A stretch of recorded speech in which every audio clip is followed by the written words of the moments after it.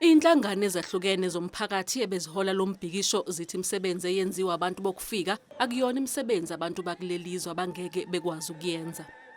Umbuzo wethu uthi anihambi ngani nemazweni bathi abafuni ugovernment kahle kahle uba alawile ngoba amaphepha abo asemthethweni bese sibabuza igama eliyi-1 okay ngoba nje amaphepha asemthethweni njengoba nje usetruck driver i-truck that is a skill ethi cha sithi okay ke laba abalapha eSouth Africa abanama license benze njani bona behlala endlini.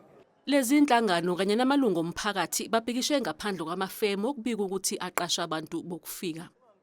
Kakhulu uyabona into engiyifisayo futhi thina bekwebethi behambe bebuyele emazweni angakubo indaba yabo ihlelwe ukuthi umuza lapha eSouth Africa kumele ube nayo ipermit egunyazayo ukuthi wena uzowenza ini umsebenzi lapha uzoba isikhathi esingakanani nepassport ube nayo isemthethweni nakhona kumele uqalwe iminyaka okay uzohlala iminyaka 2 iminyaka uzowomsebenzi lo phinde ubuyele back emuva ungahlala lapho uzinze lapha bahlela imisebenzi asisebenza abafowethu obabo begcwele bengaka lapha bafuna imisebenzi amafemini la agcwele abantu bokufika kakhulu yona inkinga esinakhulu abaphume sesikhathele yibo.